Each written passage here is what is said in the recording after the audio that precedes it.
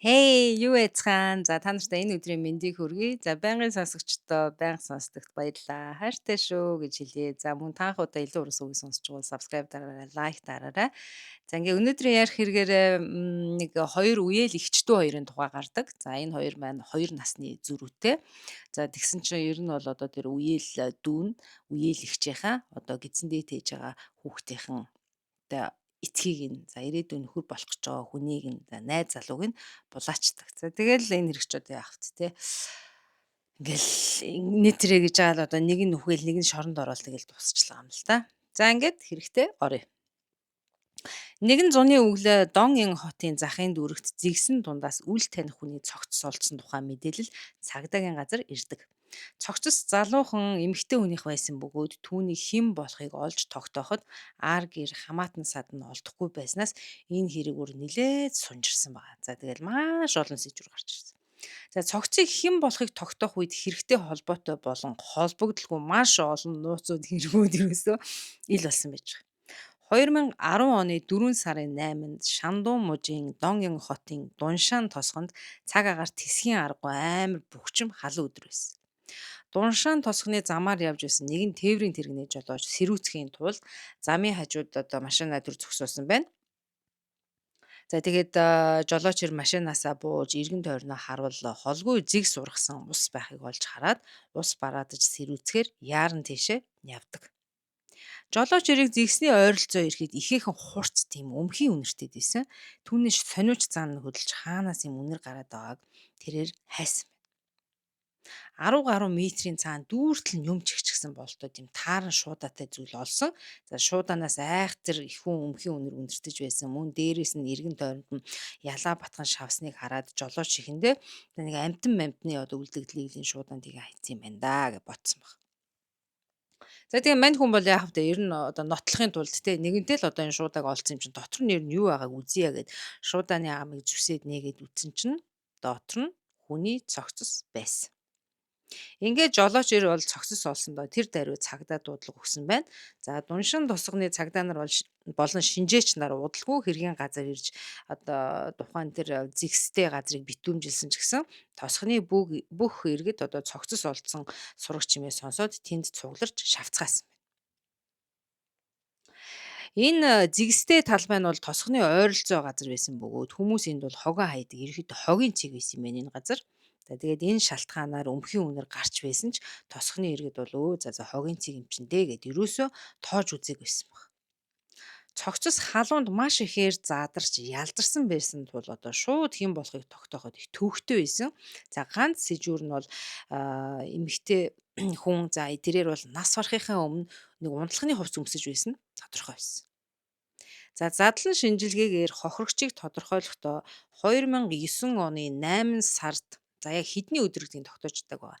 Амиа алдсан 20 орчим настай 163 см өндөртөө эмэгтэй хүн байна гэж тогтоосон байна. За үхлийн шалтгаан ямар нэгэн хурц үзүүртэй мис хэрэглээгүй, им болон хорт бодисноос болж хордоогүй, за эмэгтэй хоолойг боомлсны улмаас нас орсон байна гэж задлангийн эмчнэр гаргасан байна. Алуурчин цогцыг хайсан газраас дүгнэхэд тухайн тосгонд амьдардаг. Эсвэл тосгоны газар нутгийг маш сайн мэддэг хүн байх магадaltaй.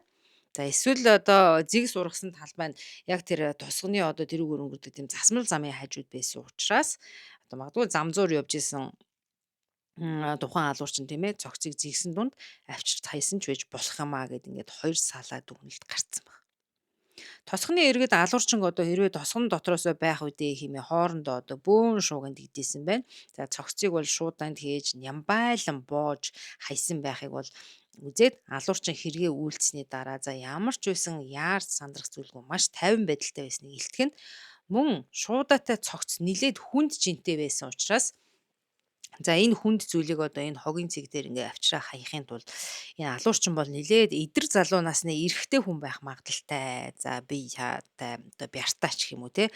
За эсвэл нөгөө талаас бол олон тооны хүн одоо нэг буюу түүнээс дээш тооны хүн энэ аллад оролцсон байх магадaltaй юмаа гэж дүгнсэн байна. Унтлагын хувцснаас гадна цогцсноос бол цагдаа нар шүү дээ те 15-аас 20 орчим юаны үнэтэй нэг хүзүүний зүйлт олсон баг.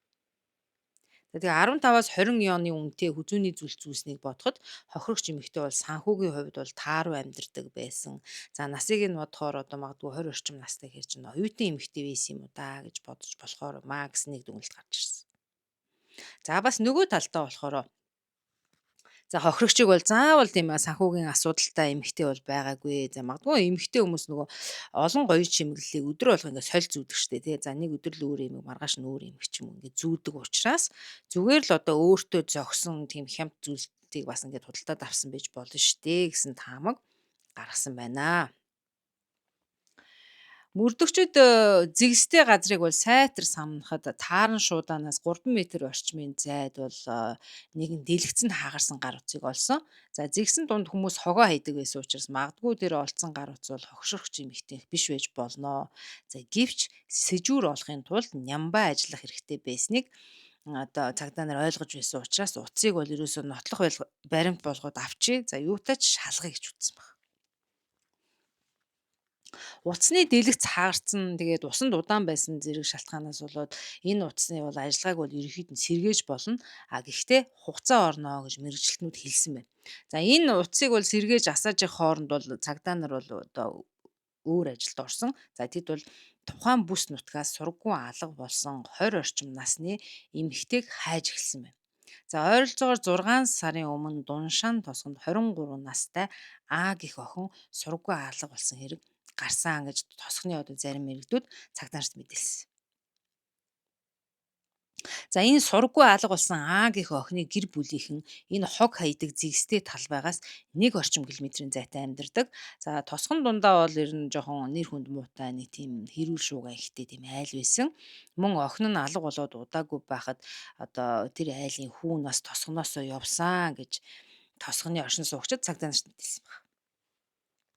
За ингээд цагдаа нар алга болсон охины гэрт очиж за аавтай нь уулзахад бол аав нь одоо магадгүй энэ цогц боллоо. Энэ цогц бол одоо таны сургуу алга болсон охины цогц байх магадaltaй гэсэн чинь аав нь бол баг тэр цогцыг баг хараачгүй, сонирхоочгүй ерөөсөн шууд л ямар ч эргэлзээгүй өө наа чи манай охины бишээ л гэж хэлсэн баг.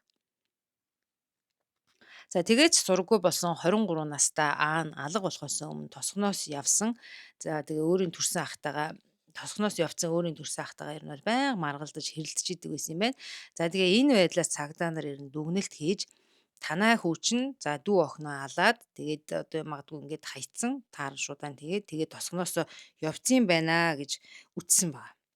За ингээд бол одоо хүүгийн нэрэн сурвалжлах гад хүн амны хэрэг татах га. За охины нь бол одоо тэр цогц байна гэд ингээд тулгаад байсан учраас энэ сургаггүй алга болсон Аа гэх охины эцэг нь бол цагдаа нарт одоо яах аргагүй үннээ хэлгээс тийм аргагүй байдалд орсон байгаа байхгүй юу. Тэгээ энэ хэрэгээс чинь болж хид хид хэрэг илэрсэн байгаамаа. За тэр хүн тэгэж ярьдаг. За манай сургаггүй алга болсон Аа гэдэг охин маань одоо үндэ алга болоогүй маа. За охин маань мөрөөдөө тоглоом одоо маш их тоглодог байснаас болоод маш их хэмжээний үр ширэнд унсан, өртөө болсон. За тэгээ өрөө төлж чадахгүй байсан учраас ингээд цухтаахын тулд одоо бид хэд ингээ хувилдж байгаад алга болсон гэдгийг одоо хуурамчаар ингээд үйлцсэн юм аа. Тэгээ одоо яг хөө бид нар чинь ингээл одоо өөрийнх нь хүүхэд нь эцэг их нь учраас одоо ямар ч сонголт байгаагүй учраас охиндоо ингээд туслаад сургуу алга болсон ингээд бид нар одоо охиныгаа хайж ин ярьж ингээд цагдаад мэддэг ингээд худлаа зар тараасан юм аа. За ах нь бол одоо юуныхан охин дүүгээ алчаад тосгоноос явсан байх үү дээ. Тэгээд ах нь бол яг нөгөө дүүгийнхээ өрийг төлөх гээд тосгоноосоо өөр хот руу ингээд ажил хийхээр явцсан байгаамаа гэж хэлдэг. За мэдээ цагдаа нар бол одоо энэ хүний одоо мэдүүлэгт итгэхийн тулд за тэр охин ч одоо хаана байгаа юм бэ гэж асуусан. За тэгсэн чинь одоогоор Аа бол олдохгүй тулд энэ тосгоноос алслагдсан нилээд зайтай сүмд нуугдаж байгаа гэж хэлдэг. За ингээд цогцос Аа биш гэдгийг баталсны дараа цагдаа нар хөш зэргэлдэх бүс нутгууд мөрдөн байцаалтаа үргэлжлүүлсэн байна. За ойролцоох тосгонд тэд өөр нэгэн хачирхалтай сургаггүй алга болсон эмэгтэй хэрэг дээр ажилласан. Тэр тосгоны одоо орчин суугч эмэгтэй мэдээлснээр бол хэлсэн байна л да. За манай тосгонд бол одоо Жилан гэх залуухан одоо охин 6 сарын өмнө манай энэ тосгоны нэг малын фермд одоо ингээд ажиллахаар ирсэн юм аа. Тэгээд тосгон жижиггүй учраас бид нар бол одоо ингээд гадны шинэ хүн хин ирж ийн яаж хийж байгааг бол ер нь андахгүй мэддэг. За ингээд Тэр, малын фермд ажиллахаар ирсэн тэр Желан гэдэг охин бол одоо, яасан юм, мөнгө төгрөг муутаач байсан юм уу, айлын байшин одоо түрээслэх мөнгөгүй байсан гэд манай энэ тосгонд одоо сайн ярих юм бол одоо манай энэ хажуугийн эзэнгүй байшинд ингээд засвар хийгээд орсон. Тэгээд энэ Желан гэдэг охин тэр байшинд амьдардаг байсан. Тэгээд, тэр охин бол ерөөсөө тосгоноос гинтл ор сурггүй алга болцсон гэж энэ тосгоны эмэгтэй ярьсан баг.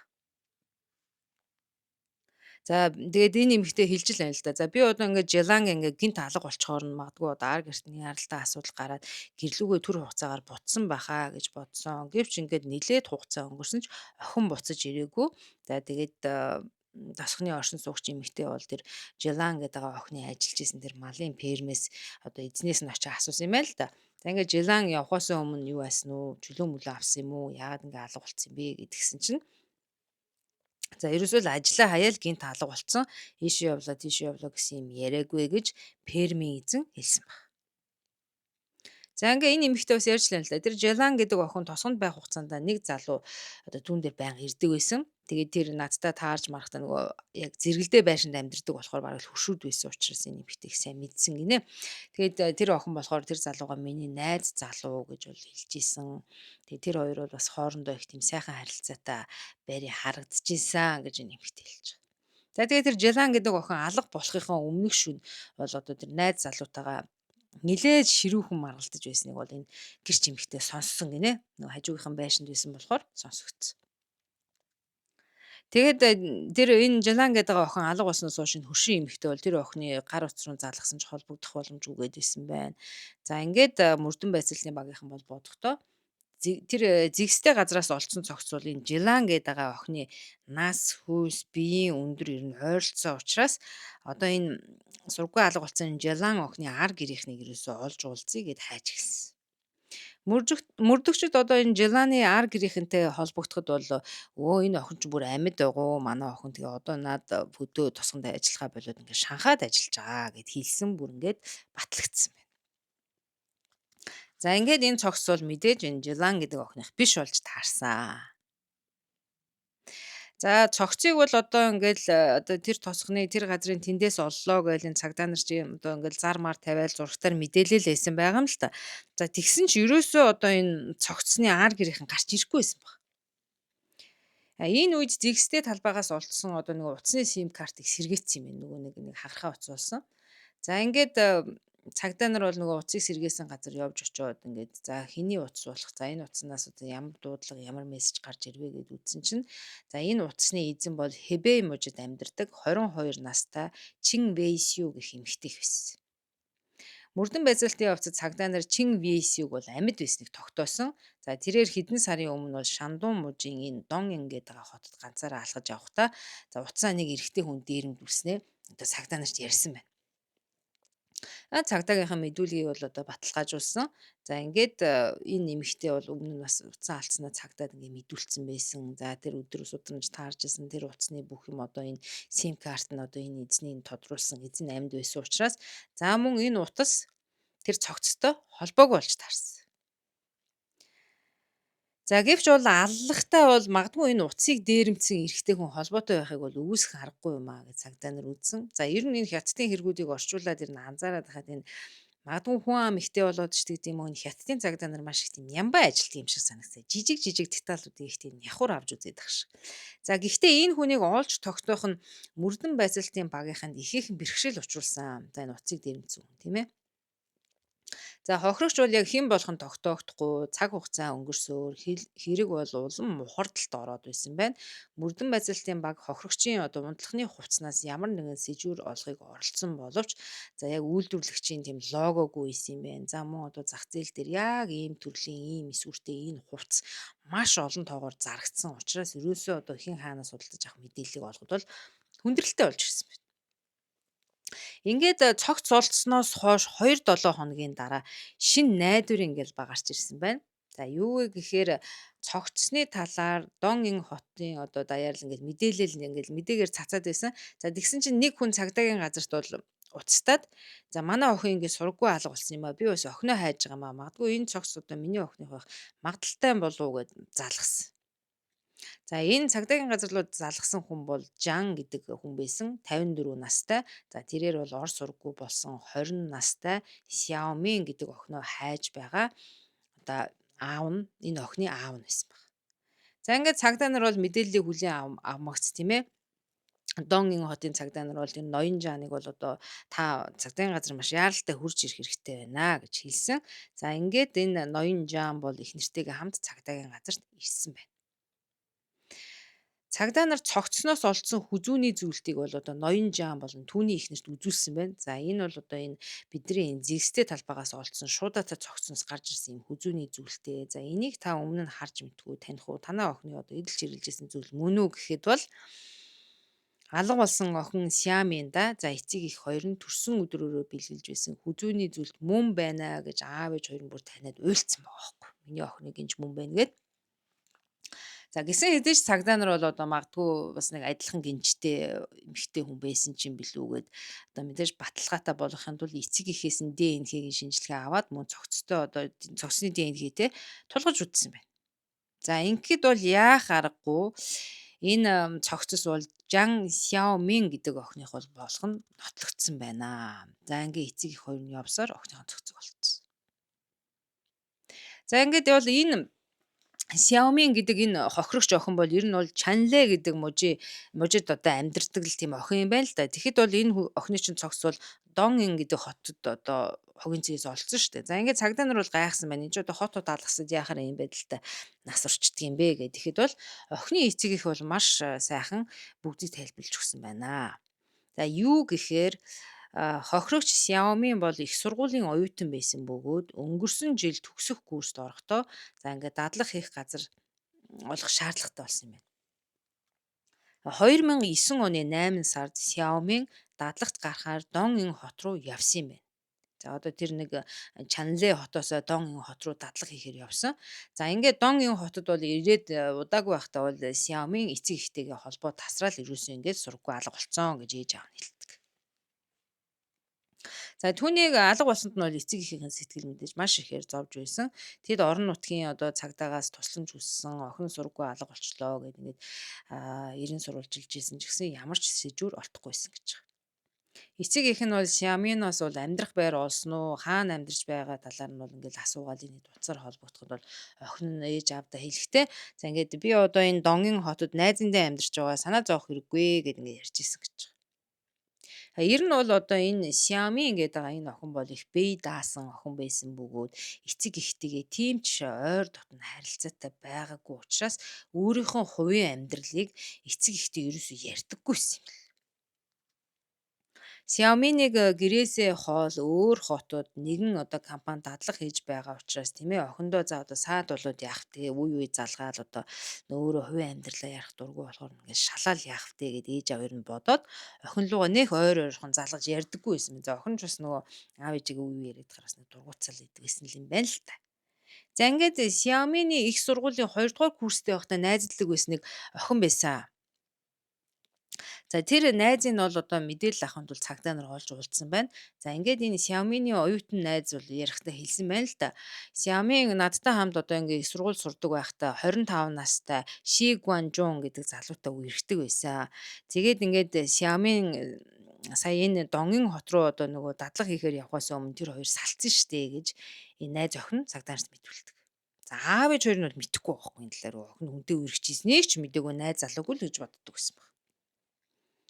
За энэ мэдээллийн дагуу мөрдөгчд бол одоо тэр хохирогч охин Xiaomi-ний одоо үерхжсэн найз залуу буюу Shi Guanjong бол одоо оршин суугаа газраас нь олж уулздаг. За ингээд Shi Guanjong бол одоо Xiaomi-нтэй 3 жил үерхсэн гэдгээ цагдаа нарт хэлдэг. За ингээд энэ хоёр хичнээн 3 жил үерхсэн ч гэсэн одоо Xiaomi ерөөсөө чи надтай үерхэж байгаа хинт ч бити мэддэгдэрээ гэж байнга хэлдэг байсан. Тэгээд би одоо ингээд Xiaomi-ыг уурлуулахгүй тул түүний үгээр л байдаг байсан. Тэгэхээр ингээд бит хоёрын үерхлийг одоо баг хинч мэддэггүй байсан л гэж энэ залуу ярьсан баг. За ингээд дээрэс нь бол одоо энэ Xiaomi чинь тийм ээ Донгийн хот руу дадлагт явхаас өмнө одоо би чамтай холын харилцаатай байхыг хүсэхгүй байна. Тийм учраас хоёулаа ингээд салъя гэж найз залуу Shi Guangjun хэлсэн баг. Тэгээ найз залуу нь бол одоо санал нийлээгүй л байна л да. Найз охин одоо дадлагаар явах гэж байгаа салхи барьгээ тэгээд харна найз залуу нь хэлсэн байна. За би чамайг хүлээнэ. Чи дадлагтай явчаад хүрээд ирээ. Тэгээ хоёулаа ингээл буцаал холбогдно штэ. Би чамайг хүлээж чаднаа. Тэг харин салах тухай ярих хэрэггүй гэх ингээ найз залуу нь Xiaomi-д хэлсэн юм байна. За гэтэл Xiaomi бол уурлаа, сална гэснээрээ салъя. Одоо надад ер нь чамааг их сэтгэл байхгүй нийтрээ гэл ингээл аюул хүүтэн ажиллаад байсан байна л да. Тэг ингээ салах тухайн асуудлаас болж энэ хоёр бол нилээд маргалцсан гэж байгаа. Нэг нь сална гээ нөгөөт нь салахгүй барахгүй гэл ингээл маргалдаад байсан. За эцэст нь бол Xiaomi-ийн улам одоо бүр холцоор хүүтэн байгаад ирснийг одоо мэдээд Ши Гуанжун одоо түүнд хайртай хэвээр байсан ч найз охиныхоо одоо салах хүсэлтийг дурамжхан хүлээж авсан байна. Түүнээс хойш бит хоёр дахиж уулзаагүй гэж энэ найз залуу нь ярьдаг байхгүй. За ингээд цагдаа нар бол мэдээж энэ Ши Гуанжун гэх энэ залууг бол одоо шилжигтэн хэмээн үзэж шалгаж эхэлсэн байна. За Ши Гуанжун бол одоо X найз охин нас барсан талаар сонсоод ерөөсөө тэгэж уу гашууд автсан цочирдсан шин тэмдэг илрээгүй гэдэг. Харагддаггүй. За тэгээ мөрдөгчд одоо энэ байдлыг ажиглаа. Ши Гуанжун бол одоо сэжигтэн байх магадaltaй. Энэ одоо юунд ингээд зочирдохгүй байна гэдгийг ажигласан байна. За хоёрт бол түүний утсыг бол одоо шалгах хүсэл тавихад бол тэрээр эхэндээ эргэлдсэн байна. Бараг миний утсыг яагаад шалгах гэдэг юм би заавал тэх ёстой юм уу нэтрэгээ жоохон эргэлдсэн байна л да. За энэ бол цагдаа нарын сэжгийг бол улам нэмсэн гэж. Цагдаа нар түүний утсыг шалгасны дараа 2009 оны 8 сард Ши Гуанжун за Xiamen руу дахиж уулзъя учраа гээл ингээл мессеж бичээл ингээл байнга юм бичдэг гэсэн ба. За Xiamen ч гэсэн бол одоо найз залуу руугаа ингээд хариу бичээл за уулзъя барь гээл энэ хоёр тохиролцсон л байна л та. Тэгсэн чинь энэ залуу чинь болохоор өөрөө би бол одоо Xiamen-д ерөөс уулзаагүй л гэдээсэн байгаа байхгүй. За ингээ мөрдөгчд бол энэ залууг бол одоо тэр мессежийг харсан ч гэсэн байр байдлыг харсан ч гэсэн за энэ бол ямар ч байсан найз охинтойгоо тэр Донгийн хот руу очиж уулзсан нь бол тодорхой энэ залуу ямар ч байсан худлаа яриад ингээд мэдүүлэг авахын тулд энэ залууг бол цагдаагийн хэлц дээр дуудсан байцаас. За цагдаагийн хэлцээр ирээд байцаалт өгөх үедээ энэ Ши Гуанжун гэдэг залуу одоо мэдүүлгээ өөрчлөөд одоо үннээ л ярьсан байгаа юм л да. За Xiamen-ыг би ингээд Донгийн хот руу нүүсний дараа түүнтэй одоо харилцаатай холбоотой хэвээр байсан. За тэгээд цагдаа нартай уулзахаас өмнө Ши Гуанжун тийм ээ Xiamen-ыг нас орсон мэдээг бол аль хэдийн ингээд мэдээллийн сувгуудаас олцсон байсан. Тийм болохоор би ингээд та нараас одоо тий найз өхнөө нас орсон мэдээг сонсоод зочирдохгүй байсан. Өмнө аль хэдийн мэдсэн байсан учраас тэг ингээ магадгүй ингээ асуудал гарахад зайлсхийхийн тулд би ингээ та бүхэнд найз охинтойгоо ерөөс уулзаагүй гэж хэлсэн гэж хэлдэг. За тэгээ өөрөө бол хэлж дээ л да тийм ээ би ингээ найз охинтойгоо уулзсан гэхдээ би бол одоо түүний үхэл ямар ч холбоогүй шүү гэдгээ хэлдэг юм аа. За ингээ Ши Гуанжун одоо цааш ярихдаа бол хамгийн сүүлд өөрийн найз охин болох Xiamen-тэй Дон хотын цэцэрлэг төрөлд уулзсан гэж хэлдэг. За ингээд энэ хоёр бол уулзаал нөгөө найз залуу л нөгөө Xiamen-ээс гуйсан л байна л да. Бити салан барина гэж яриачээ. Хоёулаа буцаад үерхье. Тэгээ би чамаа хүлээж ия. Чи дадалгаа дуусгаад үрээд ирээ гэж ингээд цэцэрлэг төрөлд болцохдоо хэлсэн баг. За тэгсэн чинь нөгөө Xiamen чинь юу яриад байгаа юм тийм байхгүй. Угаасаа салъя гэснээрээ салъя барь. Би одоо энэ Донгийн хотод одоо дадлага хийж байгаа компанийнхаа нэг менежер залуутаа үерхэж байгаа. Тэгээд чинь хоёулаа одоо дууссан барьсан гэл тэгээдсэн байна л да.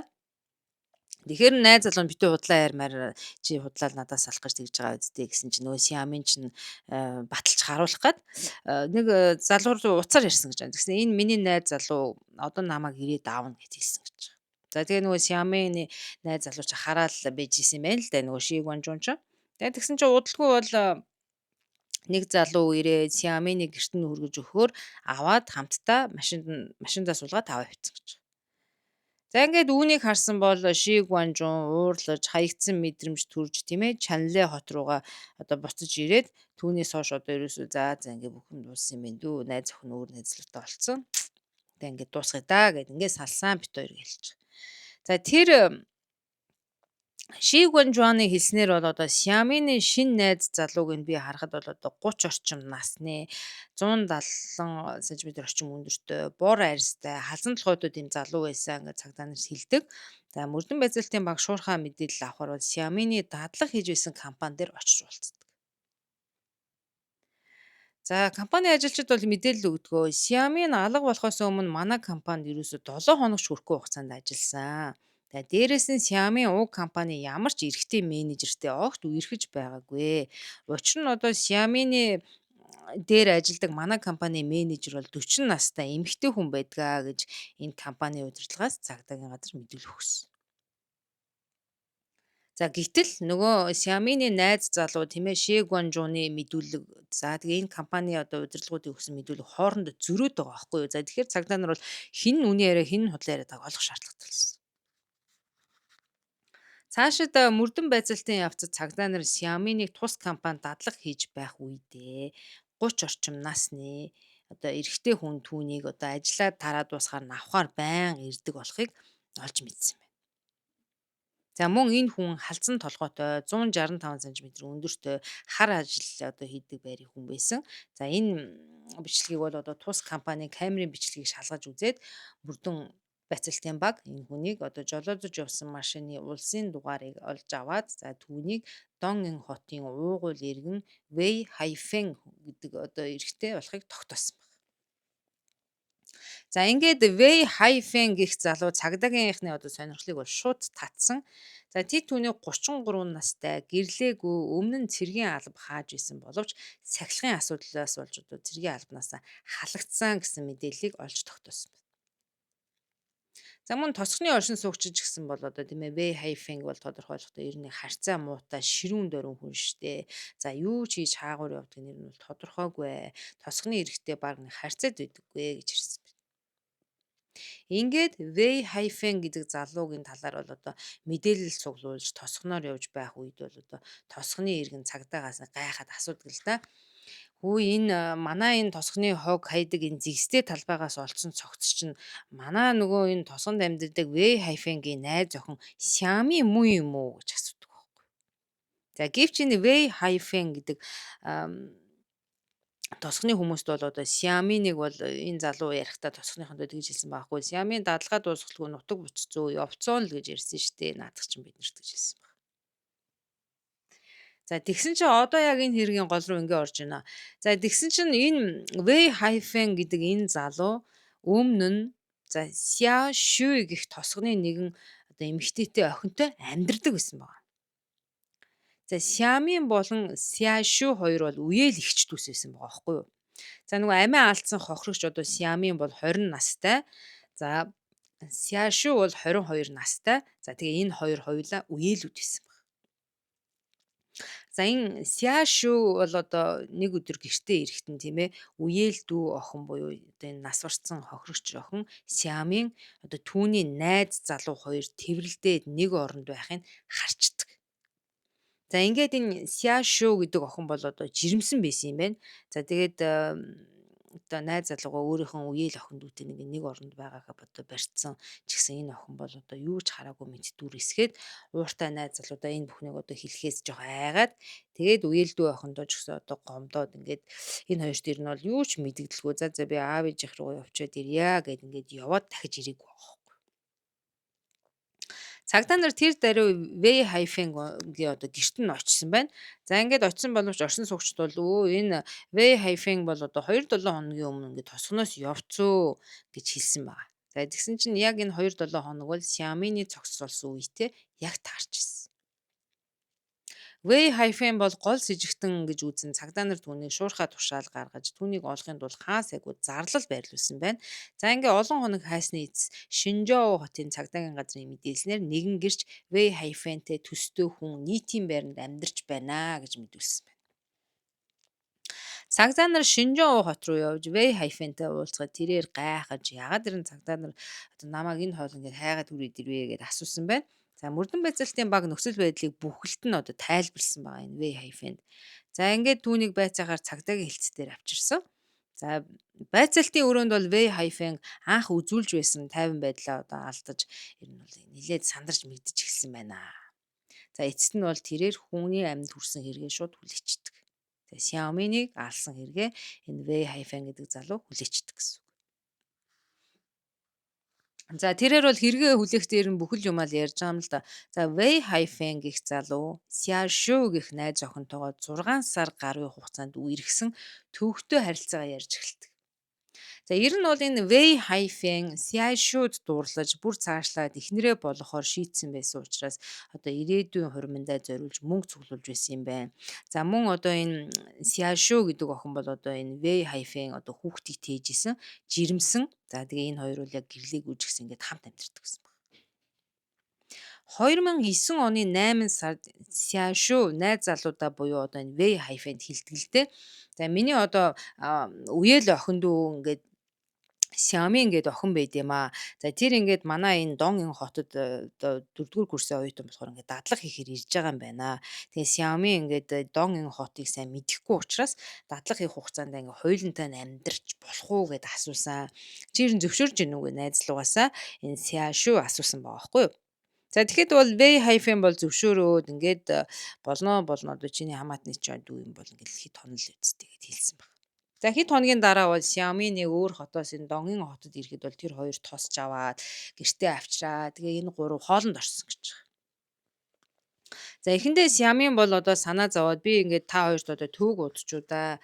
Одоо тэгээ та авьяасаа холоос ирээд ингээд хоёртой хамт амьдрна гэхээр бас жоо эвгүй ч юм уу байр маяг түрээсэлдэг ч юм уу да энэ төр гэл хэлсэн байна. За тэгтэн энэ хоёр за гайгүй дээл гэдээсэн. Тэгээ өөрөө энэ Xiaomi гэдэг байгаа охин ч бас нэг байр маяг түрээслэн гэж явсан байгаа байхгүй юу.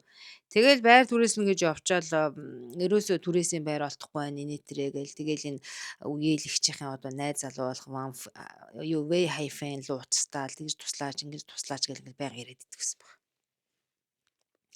За ингээд Wei Hai-Feng бол одоо энэ Xiaomi-д хэлдгээ. За чи ер нь одоо байр хайхаа болоо. Ерөөсө санаа зовлтгүй. Чи чинь одоо миний найз охины тийм ээ. Үеэлдүү охин нь юм чинь одоо бид бол ерөөсө хамаатнууд нэг гэр бүлийн уулз гэсэн үг ээ. Чи нэрлэх хэрэггүй. Тэгээд ингээд манад амьдрах гэж хэлдэг байхгүй. За ингээд энэ Xiaomi бол бүх юмаа аваад энэ үеэлэгч болон одоо үеэлэгчийнхаа найз залууг ингээд хүрээд ирдэг баг. За ингээд дадлага хийгчээсэн компани дээр ч гэсэн очиж уулзаад маргаашнаас нь эхлээд одоо дадлагын ажилдаа ороход бэлэн болоод ингээд юмаа жин там болгосон энэ гур. Xiaomi-ийн Донгийн хотод одоо дадлага гарах хугацаанд тийм ээ Wei Hai-Feng болон үеэлэг Xiaoshu хоёртой одоо хамт ингээд амьдраад исэн. За ингээ анх уулзснаас л хойш одоо энэ Xiaomi-н чинь үеэлэгчийнхээ найз залуу руу сэтэн хаяал үе одоо нууцаар мессеж бичдэг байсан юм.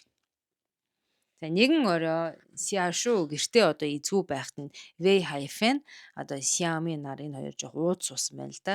За тэгээ энэ хоёр ууж байгаа сүүлдээ бүр согтоо тэгээ бүр нэг оронд ороод унтчихдаг байхгүй.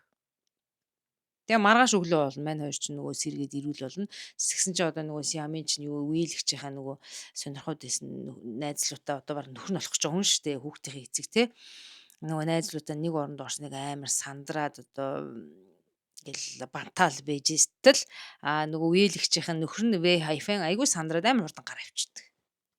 За гисэн хэдий ч бол энэ Wei Hai-Feng найз охиныхоо одоо үеэлдүүтэй ингэр зөрүүлсэндээ бол сэтгэл дундуур байгаагүй. Тэрээр бол өөр шалтгаанаар шаналж ирсэн. За учир нь түүний найз охин Xiaoshu жирэмсэн байсан байгаа байхгүй юу? За Xiaoshu дөнгөж 22 настай байсан бөгөөд Wei Hai-Feng 30 орчим настай. За тогтсон ажилгүй нэлээд одоо догшин ширүүн зан авиртай байсан учраас найз охин болох одоо Xiaoshu-гийн гэр бүлийнхэн түүнд их дургүй байсан байна. Энэ Wei Hai-Feng гэдэг залууд их дургүй байсан байгаа байхгүй юу? За ингээд Xiaoshu-гийн эцэг их нь одоо охиноо энэ залуугаас жирэмсэн болсныг нь одоо мэдээд харилцааг нь одоо эрс эсэргүүцээд одоо охиноо гэртээ буцаж ирээ. Энэ Wei Hai-Feng-тэй одоо чи амьдрах хэрэггүй боль гэж аюу их дургуутлагдаг байсан юм. За тэгэл охин нь яах вэ тийм ээ Xiaoshu ч нөгөө ээж аавдаа хэлээд одоо хайртай инээ тэрэгэл одоо жирэмсэн болцсон гээл тэгсэн чинь за эцэг их нь одоо ингээ охиноо салахгүй байхаар нь тэд хэлсэн байгаа. За энэ Wei Hai-Feng гэдэг залууд бол хэлсэн байгаа. За хэрвээ чи миний охин Xiaoshu-тай одоо гэрлэхийг хүсэж байгаа бол ихэнх хэмжээний мөнгө олох хэрэгтэй. Чи ядаж одоо хурмынхаа зардлыг өөрөө даа гэж хэлсэн байна. За гисэн ч бол Wei Hai-Feng биелүүлж чадаагүй. Wei Hai-Feng мөнгө олж чадахгүй байсандаа сэтгэлээр унаад гэхдээ яаж ээж агаад хуримныхаа мөнгийг олноо л гэд бодод яваад иддэг гэсэн юм байна.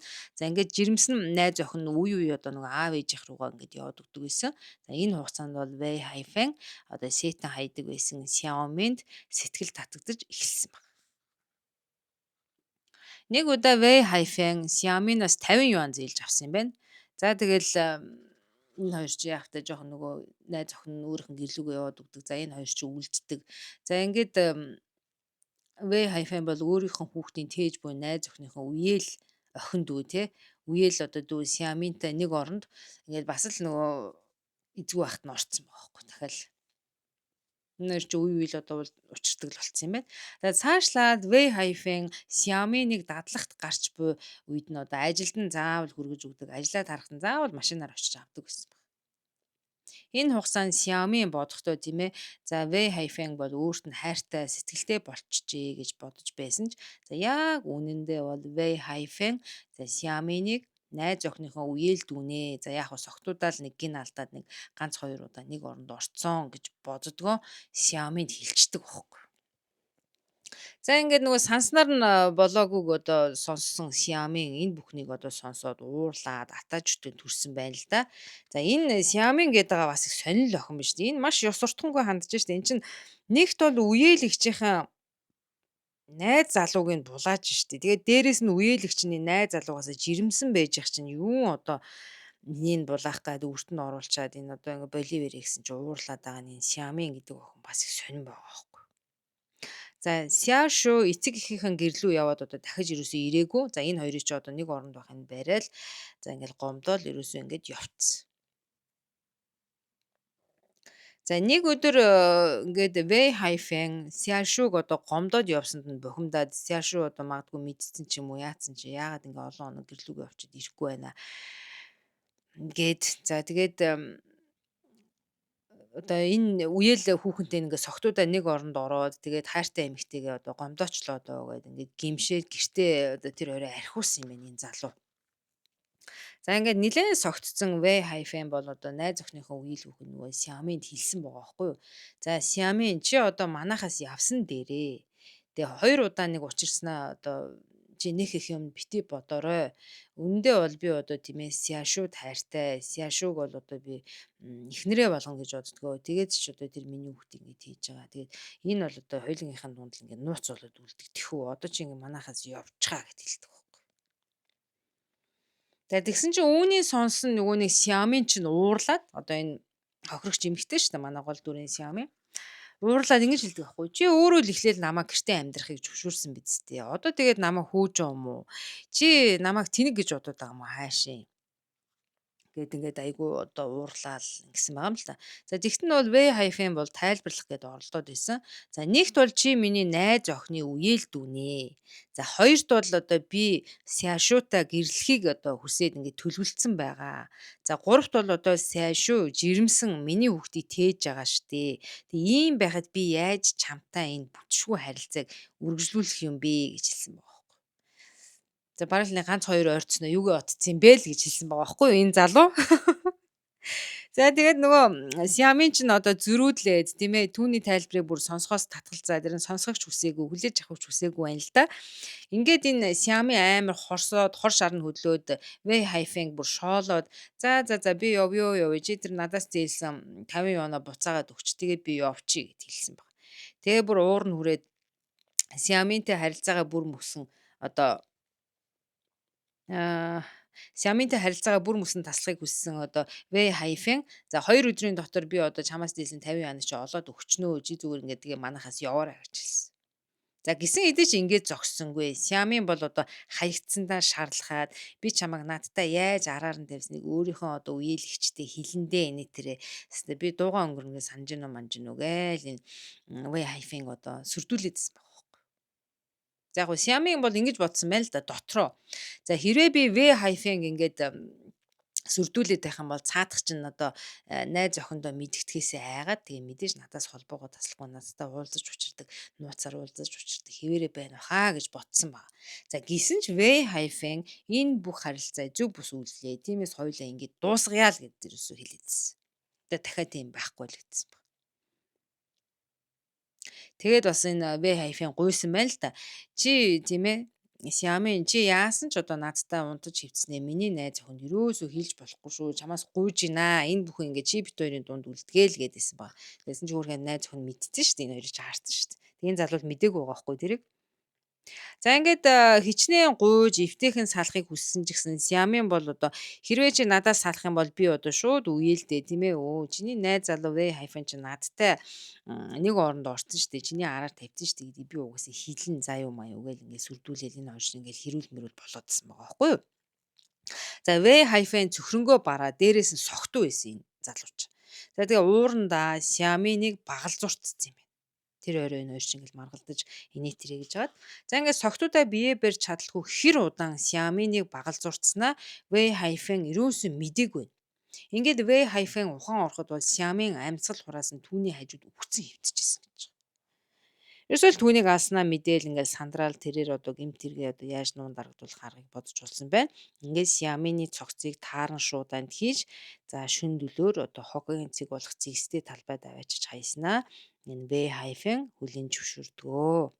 За эцэст нь бол V-Hi-Fi санаатаагаар хүний аим хөнөөсөн хэрэгээр за хятадын хуульч бас нэлээд чанга юм байлээ л дээ. Цаазаар авах ял сонссон юм байна. За ингээд нэг үеэл ихчдүү хоёрын нэг тийм юу ч гэмээр юм дээ. Бас л нэг утгагүй л одоо хэрэг болол дуусчихна л да. Ер нь тэгээд хүн ер нь аливаа юм дээр нэг тийм ёс суртахуунтай байх хэрэгтэй юм шигэ тий. Одоо юу гэдэм дээ хамаатныхаа эгчийн одоо найз залуу нөхрийг булгана гэдэг чинь одоо утгагүй зүйл үсттэй. Өө энэ эрэгтэй надад таалагдчихээн. Би одоо энийг өөрийн болгож аавна гэл одоо тэр одоо эгчийнх нь нөхөр вэ нүү, ахынх нь нөхөр вэ нүү, хамаатных нь нөхөр вэ нүү хамаагүй гэж бодож болохгүй шүү дээ. Тэгээ тэр чи одоо юу гэдэг юм одоо миний хамаатны миний эгчийн нөхөр шүү гэж хүндэтгэж үзэхээс биш юу гэж тэрийг одоо тэгж өөрөө найз залгуу болгоно гэж тэг яах вэ? За тэгээд нэг ийм харамсалтай хэрэг болсон байна. За та бүхний таал хүлээр сонссонд баярлалаа. Дараагийн дугаар хүртэл баяртай.